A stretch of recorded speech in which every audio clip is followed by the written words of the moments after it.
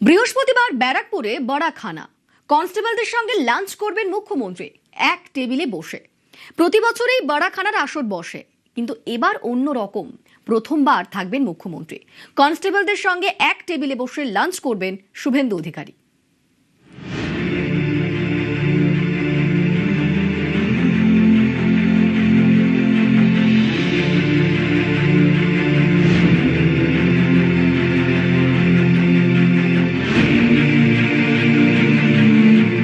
মুখ্যমন্ত্রী খালি হাতে আসবে ভবানী ভবনে, এটা হতে পারে না।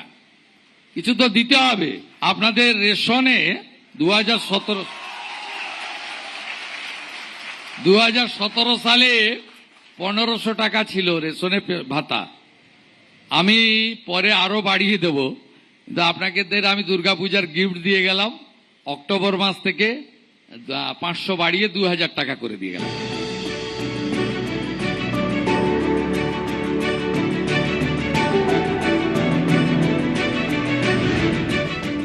এক টেবিলে বসে লাঞ্চ রাজ্যের প্রশাসনিক প্রধান এবং রাজ্যের নিচু তলার পুলিশ কর্মীরা। এক টেবিলে বসে লাঞ্চ, বদলের বাংলায় এও এক বদল।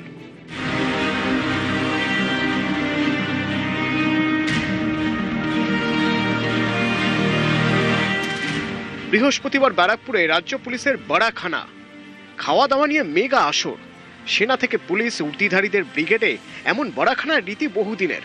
অনেকে বলেন যুদ্ধের ইতিহাস যতটা প্রাচীন, বাহিনীর বড়াখানার রেওয়াজও ততটাই পুরনো। এতদিনে রাজ্য পুলিশের এই বড়াখানায় কনস্টেবলদের সঙ্গে দেখা যেত রাজ্য পুলিশের প্রধান ডিজিকে। এই প্রথম বড়াখানার আসরে মুখ্যমন্ত্রী। কনস্টেবলদের সঙ্গে বসে লাঞ্চে মুখ্যমন্ত্রী শুভেন্দু অধিকারী। মেনুতে ডাল, ভাত, আলু ভাজা, মাছ, মাংস, চাটনি, মিষ্টি।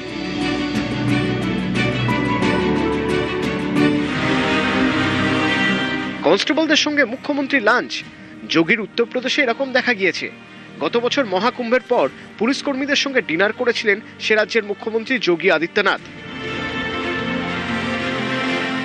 আরো একাধিক রাজ্যে এই নজির রয়েছে। এবার বাংলায় ব্যারাকপুরের এই অনুষ্ঠানে প্রায় 2500-এরও বেশি পুলিশ কর্মী উপস্থিত থাকতে চলেছেন। সাম্প্রতিক সময় রাজ্যে প্রথম একই মঞ্চে পুলিশের কনস্টেবল থেকে শুরু করে পুলিশ কর্মীরা থাকবেন মুখ্যমন্ত্রীও।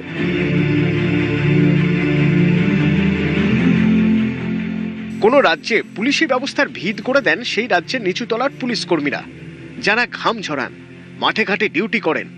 সেরকম বেতনও পান না, তেমন ছুটিও পান না। অনেকে বলেন তৃণমূল জামানায় এই নিচুতলার পুলিশ কর্মীদের মধ্যে বিপুল ক্ষোভ তৈরি হয়েছিল। নিচুতলায় উর্দিধারীদের অসন্তোষ শোনা যাচ্ছিল কান পাতলেই। দিনের শেষে সেই ক্ষোভের মাসুল মমতা বন্দ্যোপাধ্যায়কে দিতে হয়েছিল কিনা তা হয়তো নিশ্চিত করে বলা সম্ভব নয়, কিন্তু বাহিনীর অন্দরের এই অসন্তোষ যে কোনো শাসকেরই মাথা ব্যথার কারণ হয়ে উঠতে পারে। বর্তমান সরকার তাই চেষ্টা করছে নিচুতলার পুলিশ কর্মীদের মনে যাতে কোনো ক্ষোভ তৈরি না হয়। পুলিশ কর্মচারীদের শুধু কর্মসংস্থান নয়, শূন্যপদ পূরণ নয়, অর্থনৈতিক অবস্থাও অত্যন্ত খারাপ। আমরা 7th পে কমিশন তৈরি করে দিয়েছি। আগামী কয়েক মাসের মধ্যে রিপোর্ট এসে গেলে 7th পে কমিশনও কার্যকর করে দেব। নিচুতলার পুলিশ কর্মীরা সবার আগে চান সম্মান। তারা শ্রম দিতে রাজি। তাদের আশা উপরতলা তাদের পরিশ্রমের মূল্য বুঝবেন। এইসব পুলিশ কর্মীদের পাশেই মুখ্যমন্ত্রী। এক টেবিলে বসে লাঞ্চ, কনস্টেবলদের সঙ্গে মুখ্যমন্ত্রী একসঙ্গে, পেট ভরে, মন ভরে।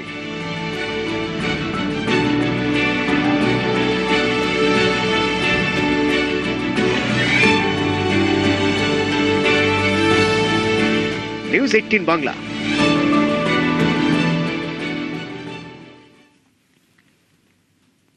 আর এবার যে খবরে নজর রাখবো, কলকাতা বিশ্ববিদ্যালয়ের দখল হওয়া জমি উদ্ধার। পঞ্চশায়রের সারেগামা মোড় এলাকায় জমি 3.27 একর জমি পুনরুদ্ধার করল বিশ্ববিদ্যালয়। পুলিশকে নিয়ে জমি উদ্ধার কলকাতা বিশ্ববিদ্যালয়। আমাদের সঙ্গে সোমরাজ রয়েছেন প্রতিনিধি। সোমরাজ, কারা এই জমি দখল করেছিল এবং কতদিন ধরে এই জমি দখল অবস্থায় ছিল? দেখো, কলকাতা বিশ্ববিদ্যালয়ের এই জমিটি মূলত দানে পাওয়া এবং 1980 সালের সময় 1980 সালে এই জমিটি কলকাতা বিশ্ববিদ্যালয় পেয়েছিল এবং তারপর থেকে দীর্ঘদিন কলকাতা বিশ্ববিদ্যালয়ের তরফে এই জমিটিতে কোনো বাউন্ডারি ওয়াল বা সে অর্থে কিছু করা হয়নি এবং বর্তমানে কলকাতা বিশ্ববিদ্যালয় নজরে আসে এই জমিতে কেউ বা কারা তারা বেআইনি ভাবে কনস্ট্রাকশন করছে এবং তারপর সেটি নজরে আসার পরেই কলকাতা বিশ্ববিদ্যালয়ের তরফে কলকাতা পুলিশকে খবর দেওয়া হয় এবং আজ কলকাতা পুলিশ এবং কলকাতা বিশ্ববিদ্যালয়ের আধিকারিকরা যৌথভাবে গিয়ে সেই জমি দখলমুক্ত করেন। 3.27 একর জমি কলকাতা বিশ্ববিদ্যালয় কর্তৃপক্ষকে দেওয়া হয়েছিল 1980 সালে।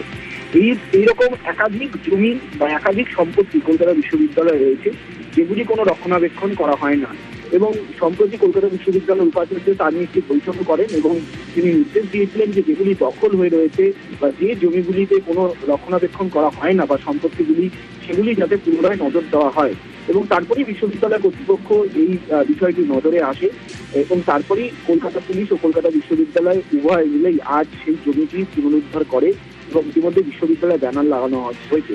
কিন্তু বিশ্ববিদ্যালয়ের তরফে যেটা অভিযোগ, বিশ্ববিদ্যালয়ের যে জমি 3.27 একর যে জমিটি রয়েছে তার সামনের অংশে এখনো পর্যন্ত ইললিগাল কনস্ট্রাকশন তৈরি করা হয়েছে এবং এই বিষয়টিও তারা কলকাতা পুলিশকে জানিয়েছে। যদিও কে বা কারা এই জমিটি দখল করেছিল বা কি উদ্দেশ্যে দখল করেছিল সেটি এখনো কলকাতা বিশ্ববিদ্যালয় কর্তৃপক্ষ চিহ্নিত করতে পারেনি। চিহ্নিত করতে পারলে তবে কলকাতা বিশ্ববিদ্যালয়ের তরফে এফআইআর করা হবে।